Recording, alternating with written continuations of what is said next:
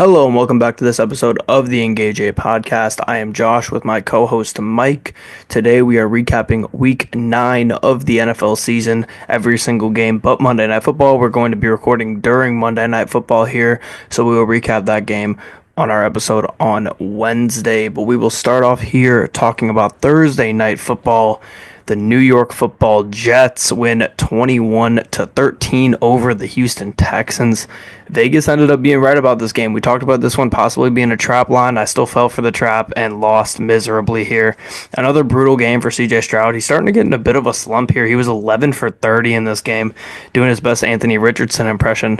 Tank Dell is the only viable receiver on this team right now, with Nico Collins and Stephon Diggs both out. Stephon Diggs for an extended period of time. We'll see when they can get Nico Collins back. But with only Tank Dell, they have just not been able to really move the ball at all, despite their defense playing at a pretty high level for the majority of the season now. Joe Mixon had another successful game here. He goes for 106 yards on 24 carries. He also gets in the end zone. Not his best game, but the Jets are a great defense, and he did solid for the opponent that he was playing against. The Jets offense, though, gets shut out in the first half yet again, but they had 21 points in the second half. They really bounced back. Rodgers had his first 3-touchdown game of the season. All three of those touchdowns came in the second half. Adams and Wilson combined for 16 catches, 181 yards, and 3 touchdowns. They were both really dominant in this one, and this is what the Jets envisioned when they traded for Adams and when they wanted to get Rodgers into play with Garrett Wilson. They envisioned this, and now they're finally starting to get it a little bit here. The Jets, they moved to 3-6 now. They're still in a really brutal spot if they want to make the playoffs, but they keep themselves alive, and they have the Cardinals, Colts, Seahawks, Dolphins, Jags next 5. So they definitely have some winnable games if they want to make a run here. They do have a chance to make a run here soon. Over the next 9 weeks, the last 9 weeks of the season, the Jets have the easiest schedule in the AFC. This game was the best game they pretty much played as a unit all year. They struggled in the first half, but in the second half, Aaron Rodgers came out 10 for 11, 147 yards, and 2 touchdowns in the second half. Their defense had 8 sacks total. They were great on both sides of the ball. Didn't run the ball extraordinarily well, but both Devontae Adams and Garrett Wilson were great in the air. We saw Garrett Wilson have a beautiful touchdown. He had 2 touchdowns total in this game. Devontae Adams also had his best game so far as a Jet. 7 catches, 91 yards, and a touchdown. And for the Texans, just a really disappointing game. Your offensive line continues to have very, very bad performances. Happens again. Like I said, CJ Stroud was sacked 8 times in this game. That's the 5th time this season he's been sacked at least 3 times. And you said it, his completion percentage was very poor. Only completed 36% of his passes. For some QBs, that would lead to them being benched for the rest of the season. But for CJ Stroud, it looks like he'll be all right. He had a good running game again from Joe Mixon, over 100 yards, 4.4 yards per carry, and a touchdown. Tank Dell, he was very good in the receiving game, 6 catches, 124 yards. It's just after Tank Dell, they really don't have much. They only had 3 players catch a pass in this game. Tank Dell with 6, Robert Woods with 2, and then Dalton Schultz with 3. So they need one of the other guys to step up. John Mechie, Xavier Hutchinson, some of the running backs, Daryl Gumbawale. So some of them need to step up and give them some help in the receiving game. I don't think Nico Collins is going to come back next week, but I think that's when his time does open. They also missed 2 kicks with Kayami Fairbairn, so just really nothing going well for the Texans in this game. Happened on Halloween, so maybe it was just destined. Yeah, I think you get a bit of a longer leash when you have one of the best rookie quarterback seasons of all time just a year I ago. mean, Get a bit of a longer leash. it doesn't matter, man. If you only get 36% completion percentage, you're basically Tim Tebow is what they say. Yeah, essentially. And then they're gonna put a 40-year-old in for you. But Yeah. next game here, probably the best game of the week here. Bills. Bills win this one 30-27. Another great game for the Dolphins offense since getting Tua back. It's really been night and day. It says a lot about how bad Skylar Thompson is, that maybe Tua is just way better than we give him credit for, but Tua comes in to this exact same offense and looks significantly better than Skylar Thompson and the rest of the backups did.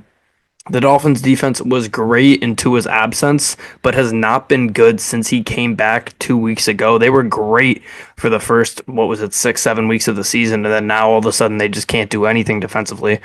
The running backs, Achan and Mostert, were both solid for the Dolphins. Nothing special, but they both got it done.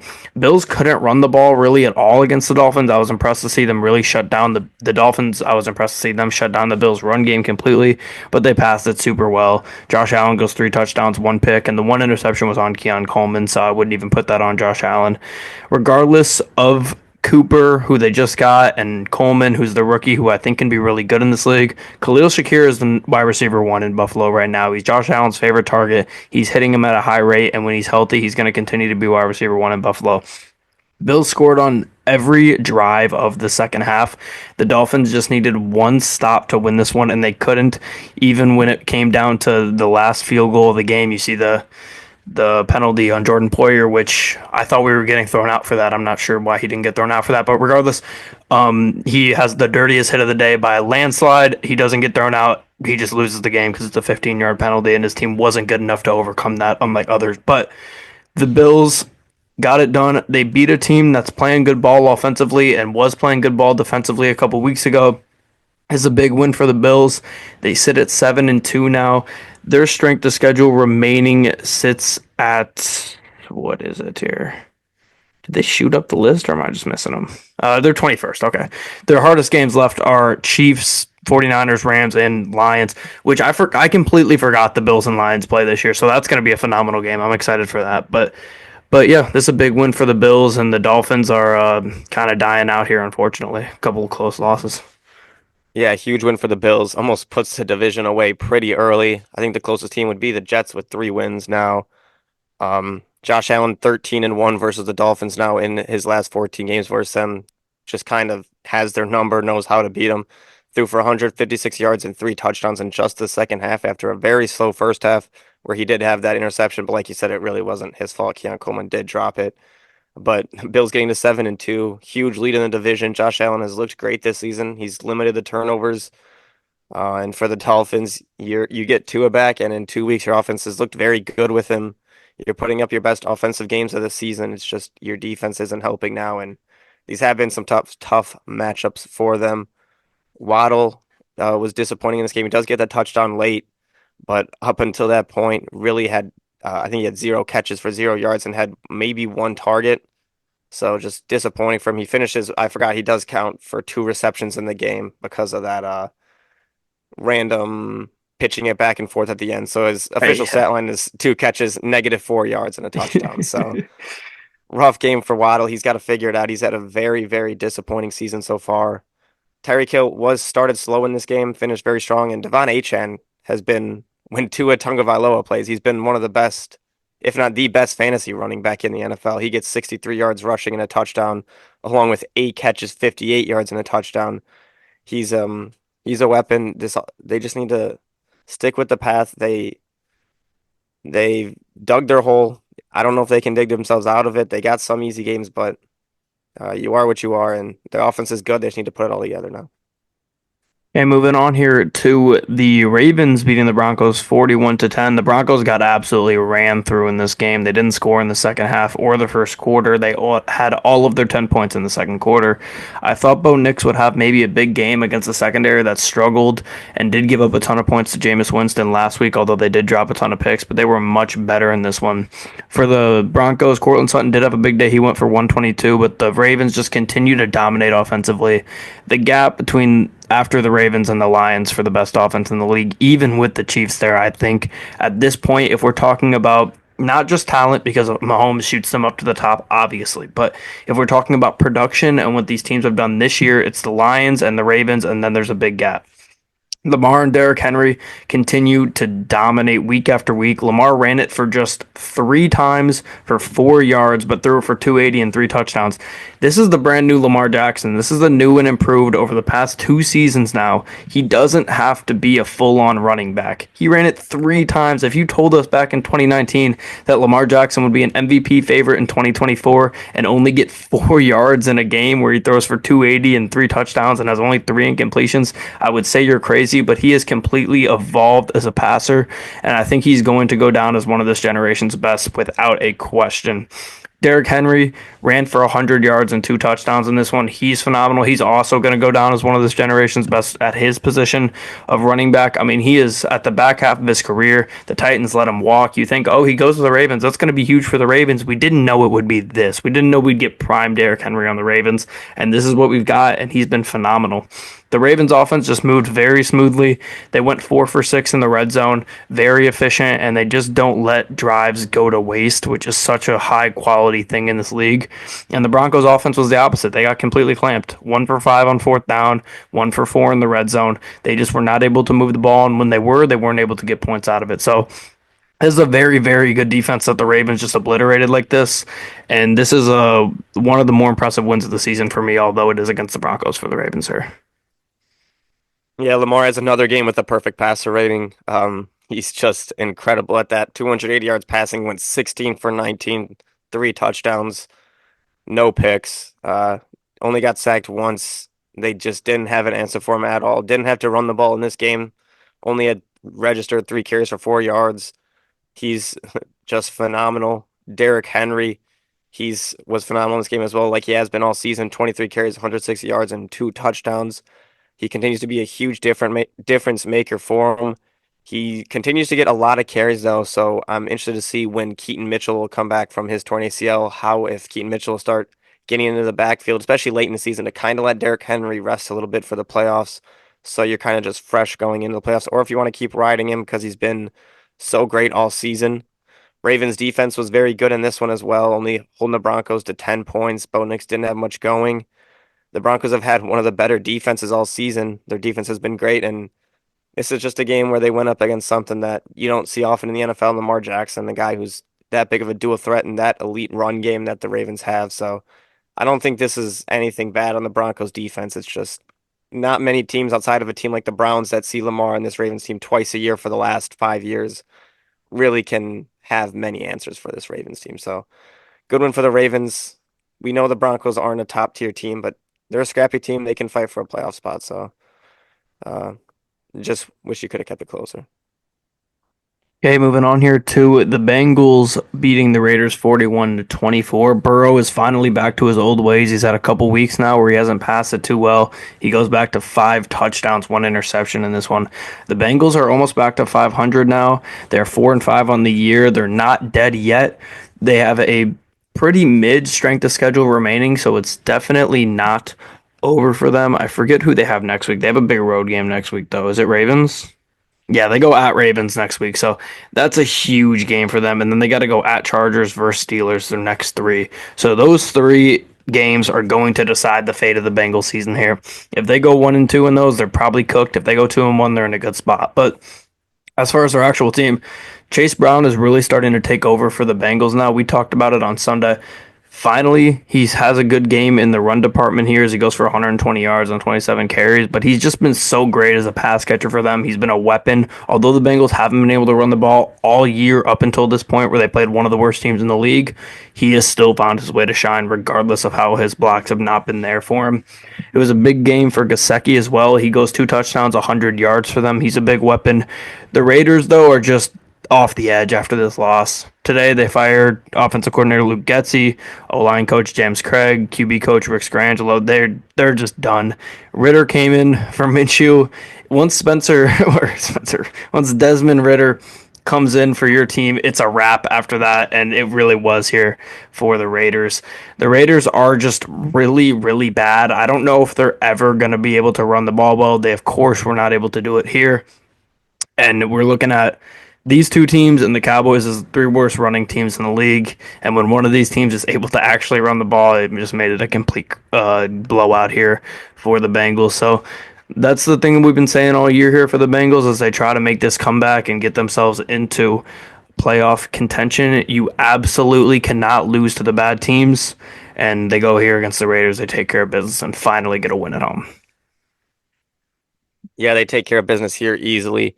41-24 final score. Their offense had a couple weaker weeks in recent weeks, but here they have a big game. Like you said, Chase Brown, they were finally the Bengals had a big game on the run.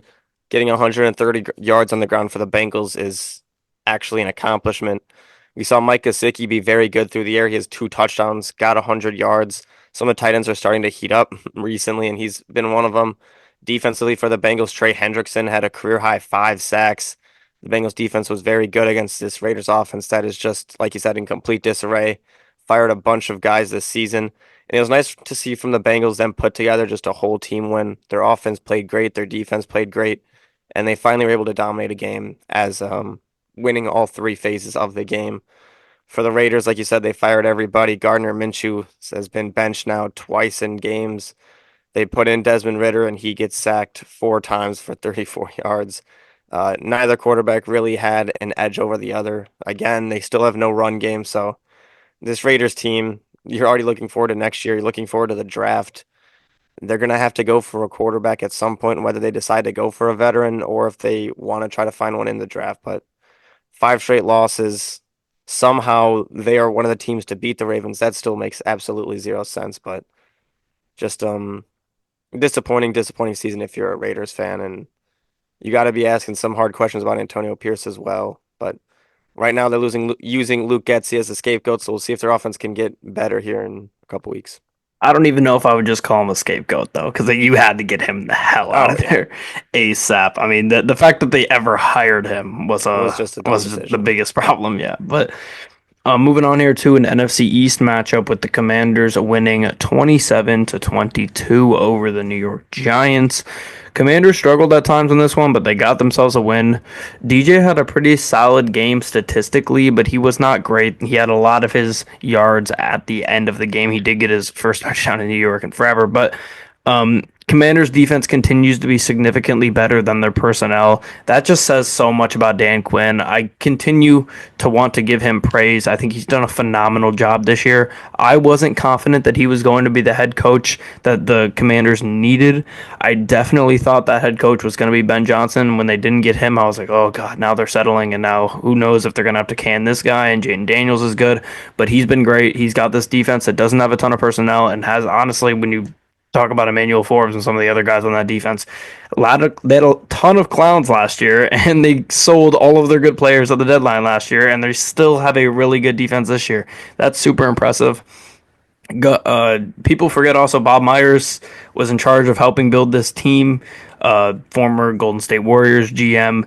I saw there was an ESPN article that was written where it was like players want to come and play in Washington for Dan Quinn and the Commanders, and then I saw people being like, yeah, Bob Myers works for ESPN and he works for the Commanders, so it kind of seemed like there was a little bit of a tampering or whatever going on there, or some fake news. But regardless, he did a great job with this team as well.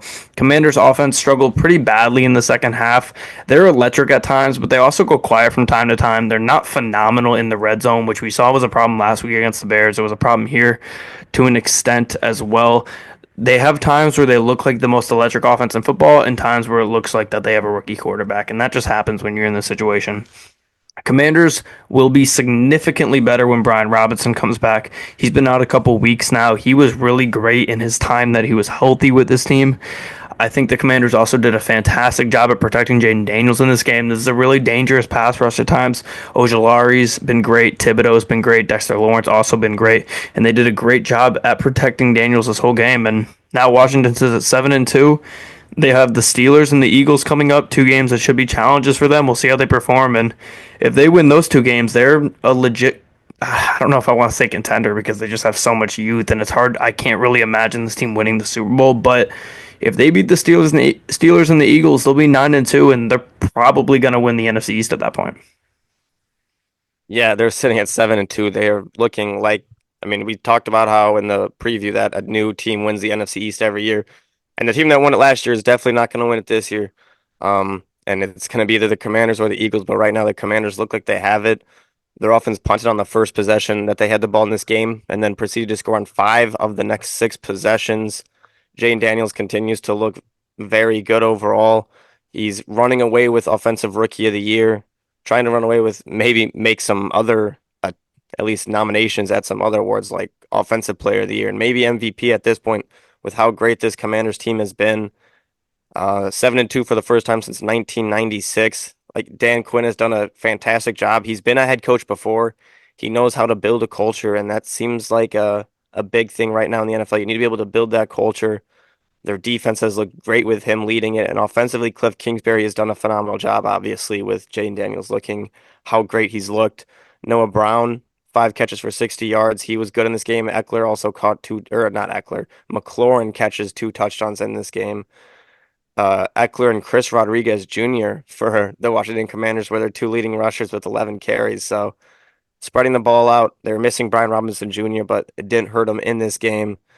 And for the Giants, at least, the only bright side you get for this game is after the first time in 672 days, Daniel Jones throws a touchdown at MetLife Stadium. So good for him. Tyrone Tracy didn't have a great game. Didn't have a great game overall offensively for the Giants, and defensively, you did all right, but we know what this Giants team is at this point. They're not a great team. They're going to lose a lot of games they're going to lose most games, especially the games against better teams. They just need to stick in these games and look forward to potentially a new quarterback next season. So, great win for the Commanders, and they continue to look great.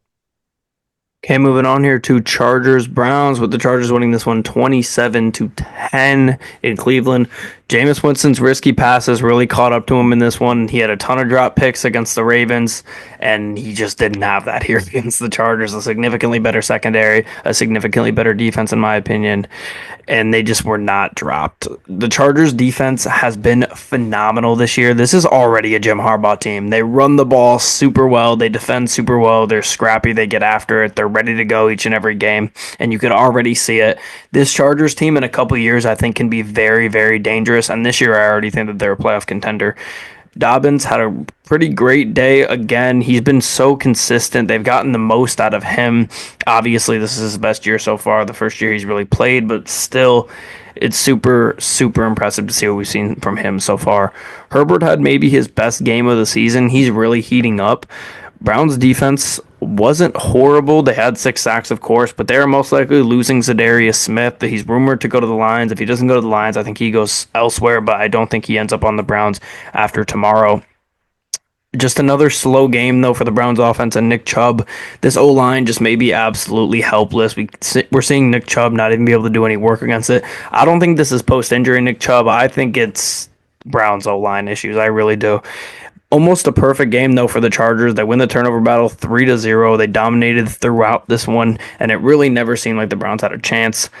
Titans and the Bengals are next for the Chargers. This could end up being a 7-3 team going into the Ravens game, or at least a 6-4 team. This Chargers team's legit. I think they're a playoff contender in the AFC. And I went from hating watching the Chargers last year with Staley because they wasted so much talent to actually being excited to tune in the Chargers and think that they're one of the better teams in the AFC. Yeah, Chargers right now are in the playoffs. I expect that to continue. They've looked very good. Herbert continues to look more comfortable in this offense every week. 250 passing yards in the first half of this game for him. We saw him throw a nice touchdown pass to Quentin Johnson. He was under pressure a lot in this game, got sacked 6 times, 3 of them by Myles Garrett, but he still played great. Didn't turn the ball over passing. They were able to run the ball with J.K. Dobbins. He had 85 yards on the ground. And like I said, Quentin Johnson with that 66-yard touchdown gets 118 yards total. He's looked very good this season, and maybe not as much of a bust as fans expected that he might have became last season. Defensively, like you said, they forced Jameis into 3 interceptions. Tuli Pelotu gets 2.5 sacks, and they sacked Jameis 6 times. We expect this from Jameis Winston. He's going to throw interceptions. If you look at the most dropped interceptions so far this season in PFF, we have Matt Stafford at 1 with 6 and Jameis Winston already at 2 with 5. He's played 2 full games so far this season as opposed to what Matthew Stafford's 8 or 7 games so far this year. So he's going to put the ball in threat, but sometimes, like we saw last week against the Ravens, sometimes it works out. His offensive line did not help him in this game. He got sacked 6 times. Again, Nick Chubb still struggling to get comfortable. The run game wasn't there. Only 79 yards on the ground, but Cedric Tillman for the Browns has looked like a very, very good piece. He gets 6 catches for 75 yards and had a phenomenal touchdown on one of those. The Browns defense didn't start the game great, especially in the first half. Like I said, gave up 250 yards passing, but in the second half, they slowed down the Chargers offense, and it was really a punt fest, especially in the third quarter. Just felt like the third quarter, the last 7 minutes took forever, but great one for the Chargers, and they're fighting for a playoff spot. Okay, moving on here too with the Falcons beating the Cowboys 27-21. I'm officially calling the Cowboys dead. I think Dak was just so mid this game. He ends up getting hurt. He's going to be out for multiple weeks now with a hamstring and a hand injury, I believe. It just seems like it's pretty much the writings on the wall here for the Cowboys. Cooper Rush came in for Dak and he looked pretty solid. He got Skip Bayless on Twitter talking about, I told you we should have had Cooper Rush from the start. Dak might be the most overpaid player of all time. And considering he's the highest paid player of all time and how he's performed this year, I think there is a case for him being one of the most overpaid players of all time, but we still have to let that play out. Kirk was phenomenal, 19 for 24, 222 yards, 3 touchdowns. He was great. Bijan had a great game on the ground and in the air. He had 7 catches. The Cowboys just had no answers for him. Drake London going down for Atlanta hurts. He's going to be day to day. I'm pretty sure was the report today, but they have a ton of options regardless. Even if they have to miss a game of him, I think they'll be fine. The Falcons, if you take out that Seahawks loss, which each game that looks more and more unfathomable how they got blown out like at home like that by the Seahawks, they would be 7-2 if they didn't lose that game. Regardless, they're 6-3 here. They have 8 games left, and 5 of those games are against New Orleans, Denver, Vegas, the Giants, and Carolina. So I'm looking at their schedule right now, and I don't understand how they would have any less than 11 wins, to be honest. I think they're going to finish with 11 or 12 around there and find themselves as a 3 or 4 seed in the NFC. Yeah, this Falcons team seems to be very dangerous. They were phenomenal on both terms of the passing and running game offensively. Bijan Robinson specifically was great in both. Finishes with 86 total yards rushing. In the passing game, he catches 7 passes for 59 yards. He had 145 yards from scrimmage. He was great. Kirk Cousins, with how good the run game was, still passed the ball great. Didn't have too much pressure on him. Threw for 3 touchdowns. Didn't turn the ball over. In the passing game, Darnell Mooney, 5 catches, 88 yards, and a touchdown. He was great. Drake London caught a touchdown, but does suffer a hip pointer injury. Luckily, that injury is not considered long term. This Falcons team is very, very good. I don't think they're a fluke at all. I think they're probably going to win the NFC South at this point, and I can see them being, like you said, the 3 or 4 seed and potentially getting maybe the Eagles or the Vikings or the Packers. And I think they can beat any of those teams, especially in the playoffs at home. So good for them. If when you go look at the Cowboys, the season's starting to look dead. I wouldn't call them dead yet, but I think at this point, if you put Dak on IR, I think this team is dead. They have no run game. The defense hasn't been great, especially against the run. Just a completely disappointing team. One of the biggest disappointments of the season so far. CeeDee Lamb also picks up an injury. He's considered week to week. We could very easily be seeing the end of the Mike McCarthy era in Dallas. And it wasn't very successful. You had some great regular seasons, but playoffs unsuccessful. And right now, just nothing going well. The fake punt that they ran early in the game was one of the worst fake punts I've ever seen. Um, and That Lions game might have done irreversible damage on them. yeah, I don't it know if he can it come back from that. it might have killed them. Was the win last year worth it for the Cowboys? It Yeah, doesn't potentially they, doesn't seem like they it. So sold their soul to Brad Allen for that win, and ugh, yeah, not a great move. not a good move at all. And until they even have a half serious run game, I don't see this team winning at all. And without Dak Prescott, this team just is not going to be good. Maybe they're tanking for a top draft pick at this point. I might as well. I mean, how do you win football games with your backup quarterback and no run game? I don't know. No clue. I don't know how you win football I games. don't Like, think you can. So yeah, and definitely not if Mike McCarthy's your head coach. But moving on here to the Titans Patriots. Titans win this one in overtime, 20-17. The Lions curse is officially over with the Titans being the first team to win after losing to the Lions the previous week. Drake May threw 2 picks in this game, but was pretty damn good, honestly, overall. He was making plays all around. He rushed for 95 yards in this game. I truly think Drake May in a good situation could be a really, really good quarterback in this league. I do. I look at this quarterback class and I see those top 3 guys that were drafted, and I genuinely can see all of them being successful quarterbacks in this league. Both of these teams are horrible, though. Pollard continues to be quietly pretty good for the Titans. He leads the league in rush after contact or something like that. I know when we were watching the game yesterday, we heard some sort of stat like that, where it was something about Pollard yards after contact, but he's yeah, been great this year. Rudolph was pretty solid, but this New England defense is really struggling. I believe this will probably be one of the last close games for both of these teams. I think we're going to see both these teams end up in that top five, top three ish area draft pick wise. The difference is, I think the Patriots have direction, and I don't think the Titans do have direction. So, regardless of this result, I think this works out for the Patriots. You're continuing to let Drake May get more and more reps, and he's looked pretty good given the circumstances. He did look solid in this game. We obviously saw the play late to force overtime where he scrambled, had 9 seconds before the Titans defense even was at a threat of touching him. So phenomenal job by their O line there. I think the play was 15 seconds total though, and he makes a great throw for the touchdown to force overtime. That's a play that can kind of really get you momentum going into your future career. Unfortunately, in overtime, he does throw the bad interception, but I think he'll be fine. I think he'll figure it out. Um, the Titans, Mason Rudolph leads them to a victory here. They gained 400 yards of offense. Tony Pollard, like you said, on the ground was great, and they have their backup quarterback in and a good run game, and they were able to find a way to win. Rudolph throws for 240 yards and 2 touchdowns. They're able to kind of steal a win. Um, but I do think they need to get Will Levis back out there as soon as possible to continue see what you have. Although it's nice to get a win if you're a Tennessee Titans fan. You were drafting first overall before the week, and now you're all the way down to I think ninth overall in draft boards. So a lot of two-win teams, a lot of teams will around that area right now. So we'll see how it shapes out. But Tennessee, good win. They only gave up 1 sack in this game, so that's better. Just I'd like to see Will Levis get back out there for him. They'll find themselves getting back up there on the draft board. Oh I yeah. think I think they'll be okay. But speaking of teams that were high on the draft board winning, Panthers beat the Saints 23-22. Bryce Young gets a win. I'm proud of him. Spread the ball around to all of his weapons. Leggett, Sanders, Coker, they all got work in this one.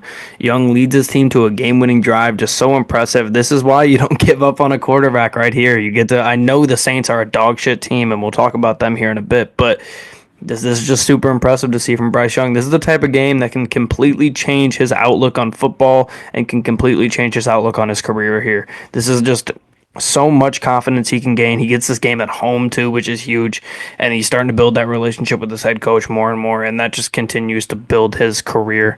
The Panthers were a very impressive 3 for 3 in the red zone in this one, something that we have not seen from them in years now. That was super impressive to see. For New Orleans, Kamara had a great game. That was about it for them. He had 200 all-purpose yards. Derek Carr gives Olave a hospital ball. He has another head injury. He should just probably pack it up for the season. You don't want to see that happen over and over and over again to a guy. It sucks to see that happen to him. The Saints, after this game, fired Dennis Allen. It's totally deserved. They should have done it after last year. They held on to him, and now they're going to do it this year. I want to see New Orleans just clean house and start from scratch. It seems for years now since the Drew Brees era, they're just trying to scratch and claw and hold on. And oh, we have the worst cap, but we'll restructure all these contracts and we'll try to get enough guys where we can compete. And they've been doing that for like 4 years now. It hasn't worked. It's time to fire everybody, trade everybody away. I know you have one day to do it, but trade as many people as you can between now and tomorrow at 5 p.m. Eastern and just completely clean house because it's over in New Orleans and they need to start fresh. They really do need to start fresh. They do fire Dennis Allen, so at least they got something out of the way. They just need to do more. They got Cam Jordan on Twitter saying it's embarrassing. They shouldn't be losing to the Panthers. If he thinks that way, he should try to make an impact on the game. I think he's went like 15 or 16 straight games without a sack. He's a great player, but he needs to show it on the field right now. Their offense wasn't terrible in this game. We see Alvin Kamara get 215 total yards of offense. Unfortunately, like you said, the Chris Olave injury, another concussion, his second concussion in 3 weeks. I think it's his like sixth total. He 100% needs an IR stint and maybe even, like you said, just take the season off. Possibly get away from Derek Carr, who seems to not help him at all. We see Mike Thomas on Twitter go off on Derek Carr multiple times on X and Dennis Allen as well.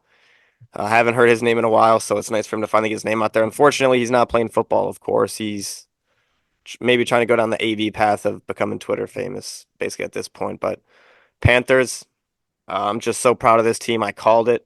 I said they wouldn't. In my prediction, I had them finishing above the Saints in the division, and now that after a very bad start, it's looking like it could happen. They are ahead of them right now. If you would have told me this is how these two teams would look after week 2, I would have been and just would not have believed you. Panthers give Bryce Young another opportunity, and he goes out and has a solid game. Chuba Hubbard was good on the ground. He got 72 yards. Xavier Legette looked good. He gets a touchdown. Did pick up a hand injury, but he should be all right. Coker had a couple big plays, and Jatavion Sanders, the tight end, has four catches for 87 yards. Their defense stopped the Saints on the last three drives, forced them to not score. And offensively, like you said, they got that game-winning drive from Bryce Young. And for the first time in his career, NFL career, he was able to get in victory formation. So the Panthers cover against the spread. Teams had lost a combined 11 straight. The Panthers get a win. Saints, 7 straight losses. Not looking good. You got to send at least a couple guys here in the trade deadline tomorrow, but we'll see what happens. Yeah, I mean, I've never loved Derek Carr as a player, but I did like his response after the game to the whole Michael Thomas situation because that's just fucking ridiculous. I mean, Michael Thomas, you're not on a team for a reason. You've been a cancer to your team the past few years when you weren't even playing football. And then you go on Twitter and you're acting crazy like this. It's just, I don't know. It's all stupid to me. Like, it's funny to look at, but like, is anybody taking this guy seriously at all? Like, Yeah, seriously. I mean, if somebody I'm took not. him seriously in the entire NFL, he'd be on a roster. So no one takes you seriously, Mike. So why are you on Twitter trashing a dude? Yeah, not you, Mike, but trashing a dude who you barely played with, and you hear Derek Carr say that is Michael Thomas is the first dude who didn't like him, his first teammate who hasn't liked him in his career. So, um, like I said, I don't love Derek Carr, but I gotta stand with him on this one because the Michael Thomas shit was just fucking ridiculous to me. But Michael Thomas has been a cancer. I mean, yeah, yeah, I mean, even when he was good, even when he was yeah, good, he was bitching. So, regardless, but a knockoff AB. yeah, exactly. And AB was miles and miles better than Oh that yeah, slant boy. But and he had way more than one good season. yeah, exactly. Michael Thomas legitimately had one good season. It's crazy. I mean, it's that one good season was very good, but man, oh yeah, that shit doesn't make any sense to me. But moving on here to the 3/4 o'clock slate here with the Eagles beating the Jaguars 28-23. The Eagles came out very hot in this one, but almost choked it away late. Hurts has looked much better since AJ Brown came back and Devontae came back, but AJ Brown did get hurt in this one. I don't know if it's serious. I know there was a report today, but I don't remember looking, and I have the Kentucky game paused, so I'm not looking at my He phone right should be now. all right. But he said he's gonna be all right. He should be. It was a knee injury. He's considered day to day. That's good. But yeah, so they need him back absolutely. Jalen Hurts does not look the same when he's not in the lineup. Saquon had one of the craziest plays I've ever seen in my life with that backwards hurdle after the spin move. That was phenomenal. He looks as good as he's ever looked. Genuinely, he looks like Penn State Saquon. He's phenomenal, dangerous with this Eagles team. The Jags had no run game whatsoever in this game, and it killed them. I said, what was it? I think it was after their Patriots win in London. I said Trevor Lawrence, if he has a run game, he can succeed, and you see it on a game to game basis. And he didn't have a run game here, and we saw what happened when he didn't have one.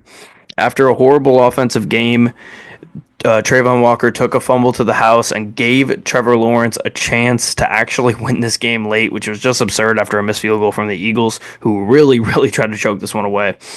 But Trevor Lawrence throws a pick on that last play, on that last drive, ruined their chances of winning this game, and it was over after that. I will say about the Eagles, they're sitting at 6-2. In my opinion, they seem worse than their record at 6-2, but they're gonna have some tough games coming up here. They still got to play the Commanders twice, so we'll see how they do against these better teams. I think they're a good team. I think the Eagles are a playoff team. Do I think they're one of the top couple teams in the NFC? I don't know about that yet. They still have Sirianni, so Yeah, and that's Sirianni tried to basically lose them this game. yep. Passed up on that easy field goal early in the game for a fourth down. They don't get it, and at the end of the game, you kick about a 61-yard field goal instead of punting and really pinning them deep, and gave the Jags a chance to come back and tie this game. Really, the Eagles should have covered in this game. They didn't. Very unfortunate for me. Saquon Barkley, like you said, had one of the craziest runs I've ever seen with spinning a guy out backwards hurdled. I don't even know how that was possible, but just so impressive from him. He's ever since you said they need an identity, Saquon Barkley's really become the identity of this team. But really, the big thing has been getting Devontae Smith and AJ Brown back. They were both well. Devontae Smith was great in this game, 4 catches, 87 yards, and a touchdown, and that one-handed catch was brilliant. They're starting to potentially figure it out. It's just will Sirianni hold him back? And the Jaguars, you're not on a 2-7. Trevor Lawrence again just doesn't have a game he needs to have against a secondary that's been up and down. But I think the Eagles secondary is starting to get better. But the Jags offense in the first half specifically was abysmal. 31 yards, multiple turnovers. You're down 22 to nothing. Their defense and a driver or two that were good helped them claw their way back into this game, but unable to do it. You're paying Trevor Lawrence $55 million a year right now to give a performance like that. That's unacceptable from him. Um, Brian Thomas Jr. continues to. He didn't have a good game here, but he did play, which was surprising to me. But yeah, just Jaguars offense is not good right now. Yeah, moving on here to Cardinals beating the Bears 29-9. The Bears have had to win this game, but they just came out so flat. It just makes no sense to me how you come out like this. Eberflus, Waldron, everybody needs to be fired. They should have cleaned house before they got Caleb. Now they absolutely have to do it in year two, and now you're repeating a cycle that you've been doing for the past decade.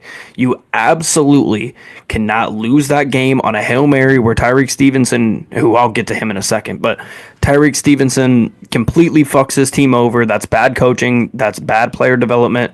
That's just a bad culture that they have in Chicago. He completely blows the game for his team. And then you come out in a must win game here against a Cardinals team that I want to give credit to because I think this team is pretty good, but they're not great. You're not playing the Chiefs. You're not playing the Ravens. You're not playing the Lions. You're not playing the Packers. You're playing the Cardinals. And you come out flat and you had no chance in this game.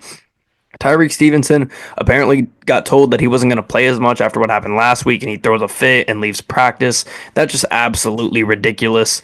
I think there's a lot of teams in the NFL, and I know Tyreek Stevenson is regarded as a good player. I personally don't think he's great, but he's regarded as a good player. I think there's a lot of teams in the NFL who cut him after the stunt that he pulled this past week. You can go and apologize on Twitter all you want, but if you come into practice and you bitch and you leave practice because you're not getting the snaps you want, it doesn't matter your fucking apology on Twitter, which we already know he lied about the whole cheering on the Bears fans thing. It was pretty fucking obvious that that's not what he was doing. So you go and you take accountability, and then Eberflus sucks you off for a couple days because of it, and didn't really even take accountability because he lied, and then he comes out in practice and leaves.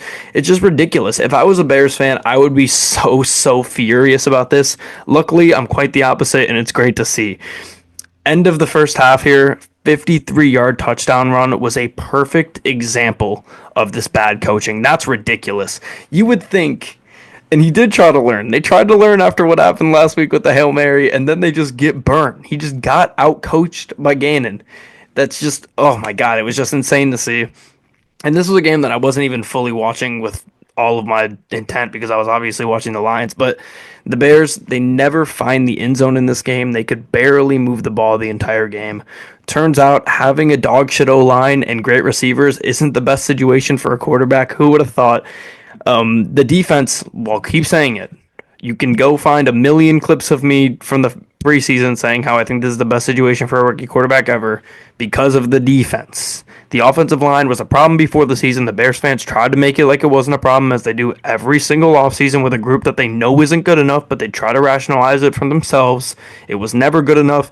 It isn't good enough now. And you even see at the end of the game, they keep Caleb Williams in down 20 points, and he almost gets hurt because he gets sacked on the last play. Like, what are you doing if you're the Bears? This is an absolute waste. It's a disgrace to Caleb Williams, who is one of the better talents to come out of college in the past few years. It's embarrassing. The Bears needed to find points when their defense struggled. Their defense has been so good all year, and there was going to be times where their defense wasn't great. And could they score points is the question. And the answer to that is no. For the Cardinals, very impressive offensive game. Back-to-back weeks now. They did great against the Dolphins in Miami. Then they come back home to Arizona, long trip, and they do great against the Bears. Offensively, two good defenses they scored on. The Cardinals now find themselves at first in the West at 5-4 with the third easiest schedule remaining. As long as the Cardinals can keep this up, they're gonna make the playoffs. But the story of this game is the Bears just being an absolute dog shit franchise and continuing to double and triple down on their mistakes that they made over the past 10, 15 years. Yeah, that's exactly it. Just an embarrassing performance by the Chicago Bears. You needed to come out of this game pissed off with how you ended last week, be disappointed. defensively and offensively, and instead you got embarrassed on both sides of the football completely. I don't know how the Bears do this. Almost every time they lose, specifically, they just come. It's just an embarrassing performance. We saw DeMarcado get the 50-plus yard touchdown to end the first half. That was watching that live. I was almost in shock that that happened, almost as much as the Hail Mary. It's almost worse than the Hail Mary because this is a play where you just all you have to do is tackle the guy.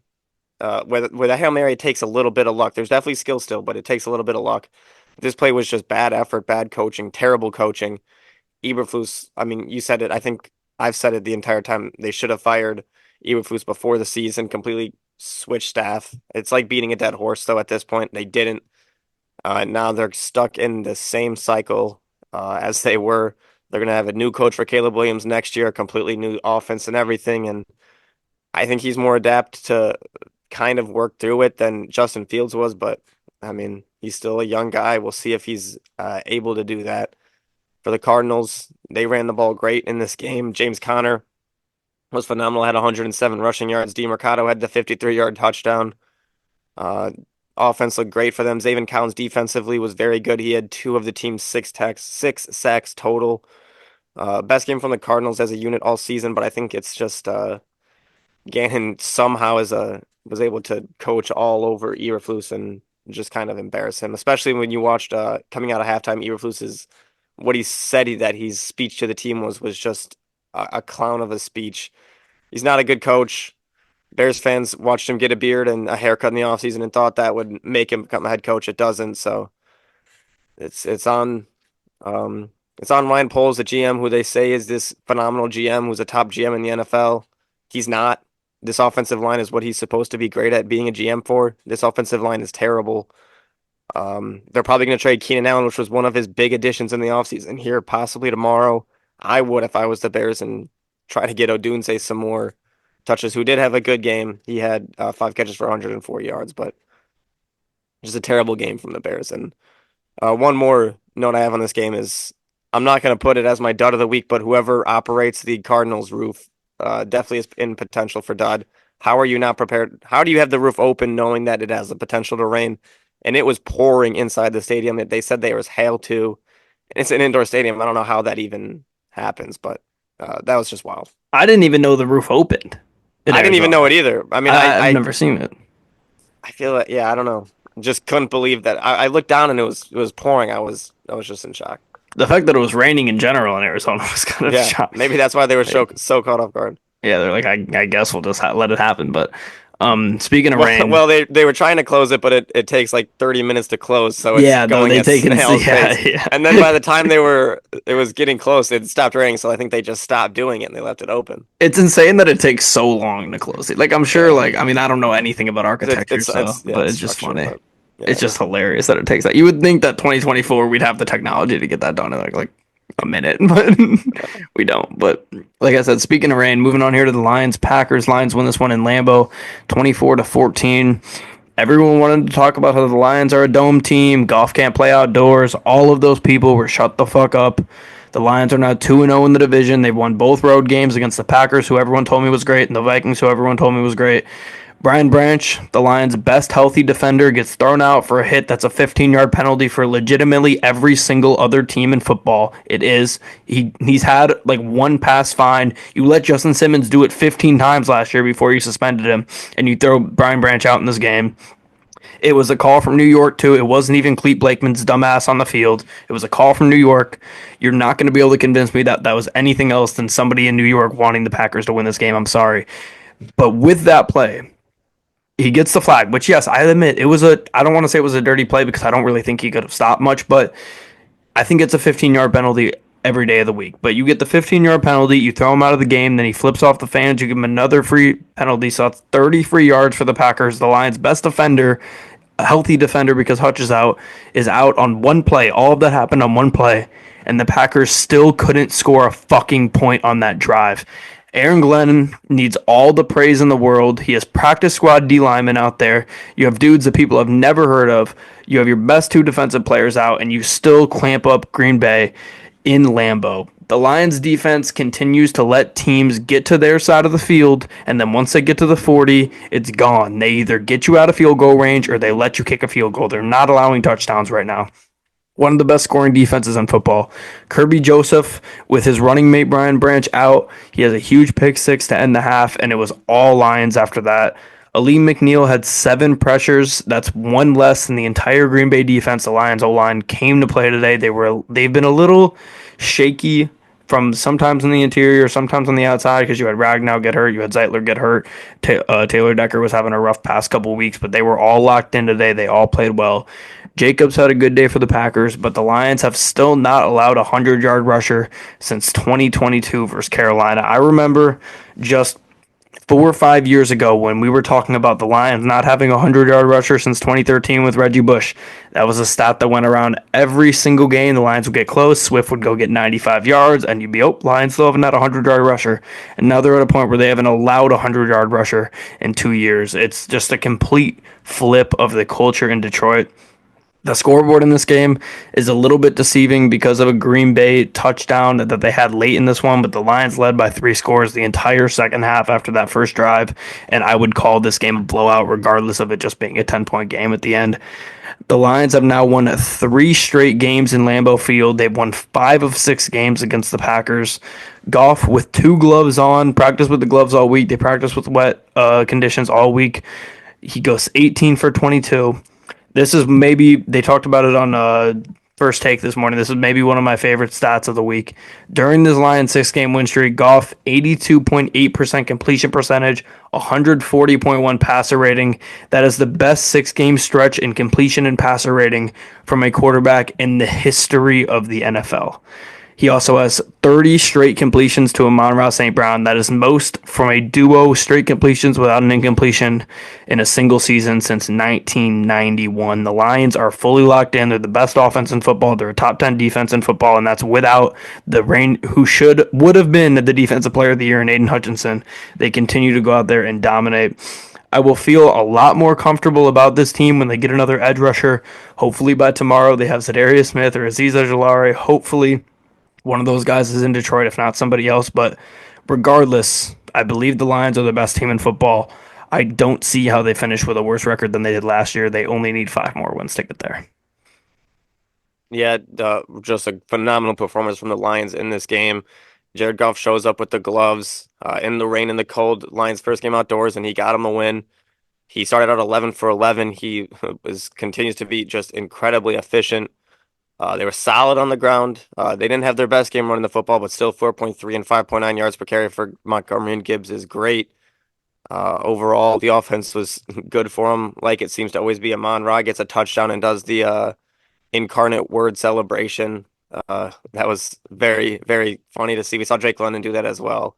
That was pretty funny. But the Lions' defense in this game was great. They lost Brian Branch, but they didn't really flinch at all. They continue to look good. Kirby Joseph gets another interception against the Packers. This one's a pick six. He continues to look like a very, very good player for the Lions defense. And for the Packers offense, not your best game. Pretty bad game for him. Jordan Love did not have a good game here, but he is banged up and you could see it. His groin was hurting. He struggled to move a little bit, but sometimes at that point you got to almost play the backup, let him get the week off and get some rest. But they ran him out there. Still throws for 273 yards, but no touchdowns. Had that bad interception, like I said, that Kirby Joseph gets the touchdown in. Got the ball into the red zone. They were able to move the ball, but like I said, they get in the red zone, and 1 touchdown in 4 trips is not going to beat the Lions. Just disappointing for them overall there. Jaden Reed has a good game again, 5 catches, 113 yards, and Josh Jacobs was solid on the ground, but you got to get it done in the red zone, especially against a team again like the Lions that's going to score. They didn't hear, and the Lions defense bend, don't break, and they did that, and they won this game, and they're sitting at 7-1 now and looking like the best team in the NFC. Yeah, and I want to say I agree. I don't think Jordan Love probably should have played in this game, but I will say I didn't see him limp once until they went down 2 scores. So take that as you will. Kind of seemed like he was real into it when they went up 3-0. But regardless, moving on here to Rams at Seahawks. Oh, and by the way, with that whole Brian Branch thing, Green Bay tried to do whatever they could to get him out of that game. People forget Green Bay was the team who traded that pick to the Lions to get Brian Branch.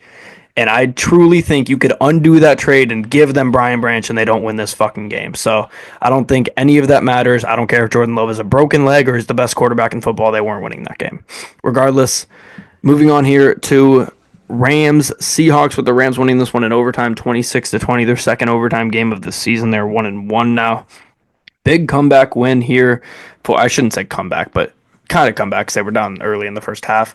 Big comeback win here for Stafford and the Rams. They are now back in contention to make the playoffs, similar to last year. They started out very poorly. They had a ton of injuries. Then everybody started to come back slowly but surely. Then they find themselves in the wild card round where they lose to the Lions. But nearly 300 yards and 2 touchdowns for Stafford here. He was great.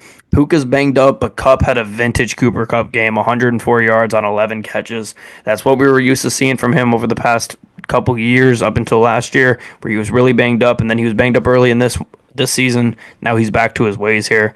Geno Smith had a pretty solid game. He had over 350 passing yards and 3 touchdowns, but he also throws 3 picks in this game, gets sacked 7 times. That's been a problem for them all year. The Seattle has a pretty solid defense on paper. I really like their defense, actually.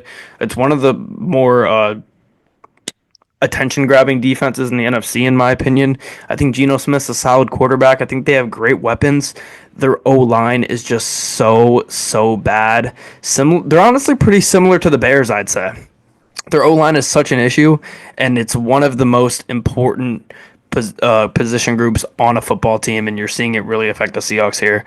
JSN went nuts, 182 touchdowns without DK. He really showed out.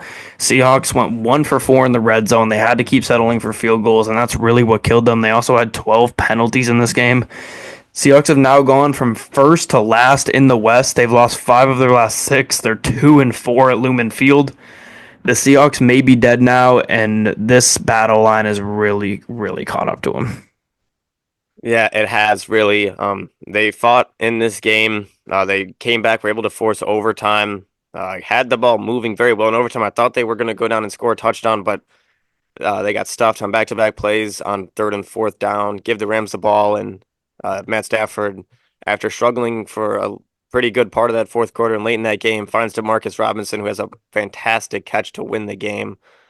The Seahawks, just a disappointing loss back-to-back weeks now after that huge win. Falling to last in that division, like you said, and the Rams have really flipped everything on its head, and they're now only a half game back for first in the division. Matt Stafford struggled at points in this game, or I guess the offense struggled to move the ball, but they find ways to win late. Cameron Kitchens gets that 103-yard pick six on Geno Smith. It's really the turnovers for the Seahawks offensively that killed them. 3 interceptions. They also got Geno Smith, like you said, the offensive line was bad. He got sacked 7 times. Rams defense really won them this game. And just a huge win for them to really, they were considering potentially trading Kupp 2 weeks ago, maybe just going with Nakua, and now they're just right back in the playoff hunt. And we saw Nakua also get ejected in this game for throwing a punch after a Matt Stafford interception, but Rams found a way to get it done. DeMarcus Robinson came up huge for him in this game. Kyron Williams doesn't get a touchdown, so that streak's over for him. But a huge win for the Rams here, and just the Seahawks are continue to fall, especially these home games. You can't be losing these home games. Yeah, no, definitely not. But moving on here to the final game of the day, Sunday Night Football. Colts lose this one to the Vikings, 21-13. The Colts made a big move to bench Richardson for the season and start Flacco, and that is off to a pretty bad start. I'm sorry, Mike, but I do think the Colts may find their way onto the dead team list if they continue with Flacco here. I know they're 4-5, but I just can't see this team being a team that can go win a playoff game at this point with Flacco. I don't. Maybe if they decide to switch it up and Anthony Richardson looks good all of a sudden and they could use his ability with his legs and he looks like he did at the beginning of last year, then I could see it because they have the talent. But I have my updated dead teams list. Still Pats, Browns, Titans, Jags, Raiders, Panthers, Giants, Saints. 2 new teams this week added to that list are the Dolphins. They're 2 deep in, 2-6 now. Even though I do believe in Tua in this offense, I think they're going to be scrappy. I don't think they're going to be able to make the playoffs. And then Dallas, without Dak Prescott having to go with Cooper Rush and no run game, isn't going to do it. The Colts are not on this list yet. They're on the maybe part for me. The four teams on the maybe part are the Colts, Seahawks, Bears, and Jets. Jets have not fallen their way off the maybe part yet. The Bengals and the Rams are off that as of now. But going back to this game, Colts defense and their fourth easiest strength of schedule is what's keeping them off this list for now. Their defense has played pretty well over the past few weeks, and their fourth easiest strength of schedule means that I think that they can win some games. And I'm just not going to count a team. I know I could say the same thing for the Dolphins, who have the second easiest strength of schedule remaining, but the difference is, like you said, they're 4-5. The Dolphins are 2-6. That's significantly different in terms of making the playoffs here. They still have their bye week as well. Colts offense never made it to the red zone in this game, which is just absurd. I didn't watching the game, I didn't even realize that in real time. And then looking back today, doing my research, I was like, they never made it to the red zone in this one. Just wild. Another completely irrelevant game for Pittman. I mean, I hope this isn't what we're looking at for Pittman going in the future, as of course as a dynasty owner and you as a fan, but it's been a very very disappointing year from him statistically. He gets paid big money, and then I mean, what are his stats even for the year? He can't have more than like 300 yards receiving, right? Yeah, a little catches and a few yards. Yeah, I mean That's about it. let's see. He has 366 receiving yards and two touchdowns. That is tough, but um Taylor did not have a great game in this one for the Colts. You saw it in the offensive production. I'm not even going to really blame him. I think he's a great running back, but 13 carries for 48 yards is, of course, brutal. Vikings didn't play well in this game, honestly, especially offensively. The Colts pretty much clamped them. They didn't score at all in the first half. The Vikings didn't really look special offensively.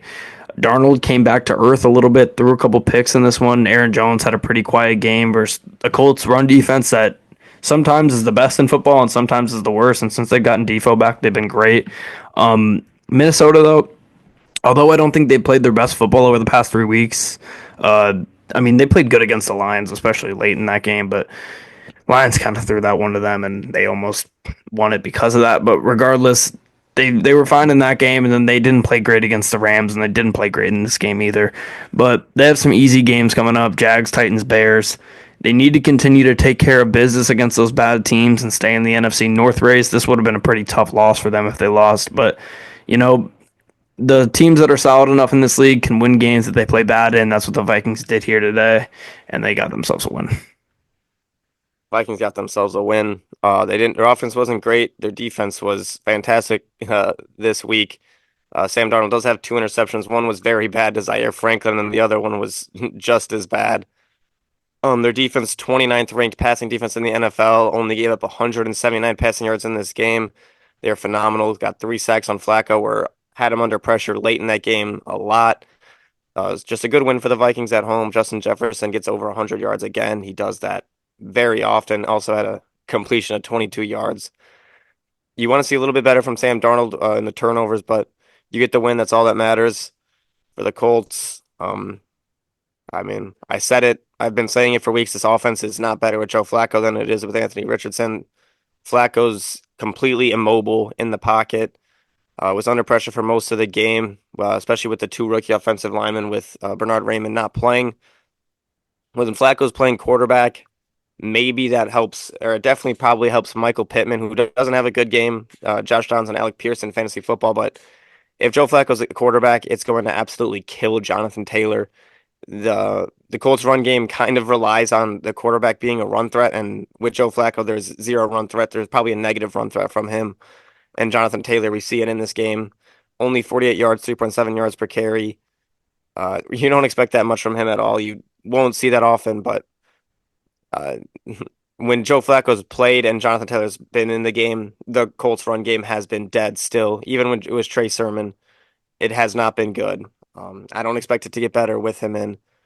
The Colts announced today that Anthony Richardson, Joe Flacco will still be the starter for the future, and that Shane Steichen quote, "It was just one game from Joe Flacco."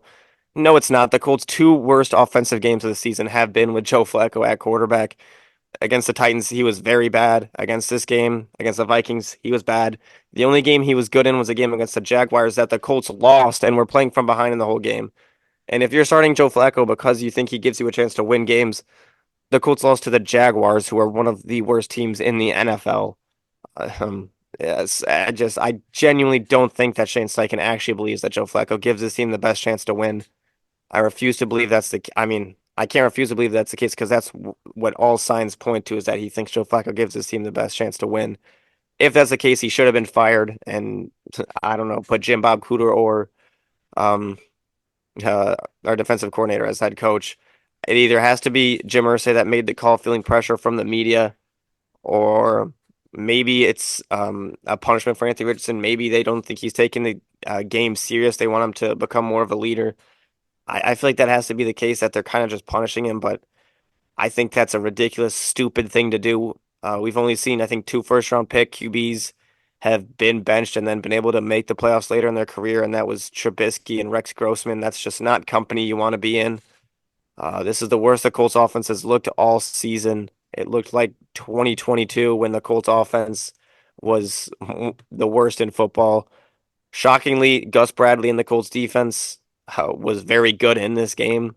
Like I said, they forced turnovers. Somehow Zaire Franklin gets an interception. Grover Stewart and DeForest Buckner are two of the best defensive tackles in football. They're complete game wreckers. Kenny Moore gets a touchdown off the Grover Stewart forced fumble. Um, I love those guys. I almost feel like they deserve to be on a serious team, and this Colts team is just not serious at all at this point. And I could just rant on and on about how the Colts are completely doing a disservice to the fans completely. But it'd just be beating a dead horse, and I'm pretty sure they're at home next week, and I cannot wait to hear a egregious amount of boos, especially if there's a 3-and-out to start the game. Yeah, this is a little off topic, but I just saw the ad come across my ESPN screen. They're really gonna air the only top 10 matchup at 11:30 p.m. Eastern Oh, time. yeah, Gonzaga. That's ridiculous, man. What are we doing here? It's not like it's in Hawaii. It's in it's in fucking Washington, bro. Like that's Yeah, wild that that game's at 11:30, but anyways, we'll end up here for or you we'll at least.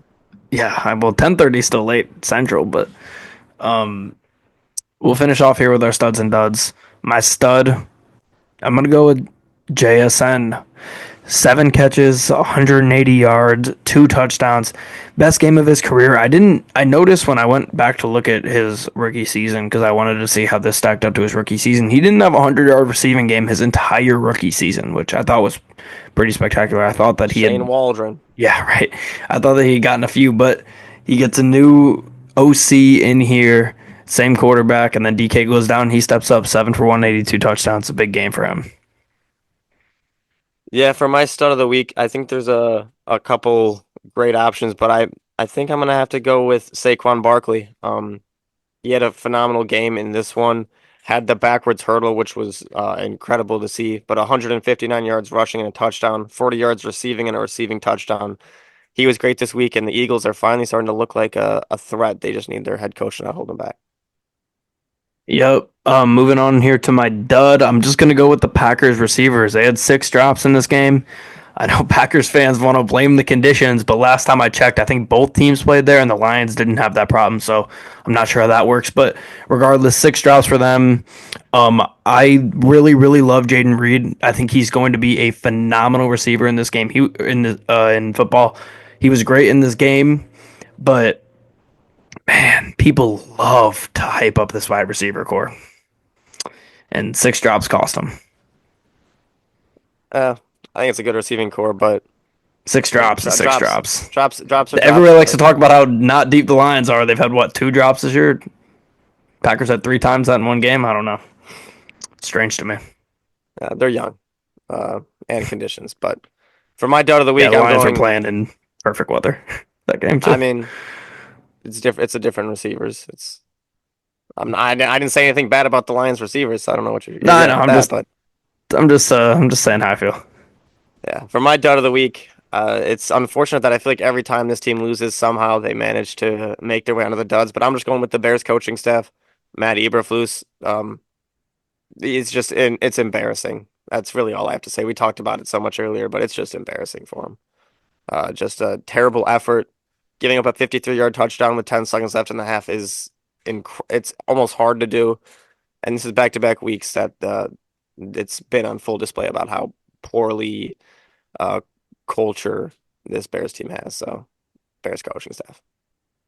Okay, that will about do it for this episode of the Engage 8 podcast. We will be back. We're recording tomorrow, but the next episode will be on Wednesday as we talk about the Lions, sorry. As we talk about college football from week 10, we will preview week 10 of the NFL season. We will also talk about Monday Night Football from this past week, and then it'll also be the trade deadline special because the trade deadline is tomorrow night at 5 p.m. Eastern. That's really right before we're going to be recording, honestly. So that will be perfect for us to discuss that there. We'll talk about all the impactful moves, what it means for these teams going forward, etc. Until then, don't forget to like and subscribe if you made it this far. Hit all the links in our description for TikTok, Spotify, social media, and all that good stuff. And we will see everybody tomorrow.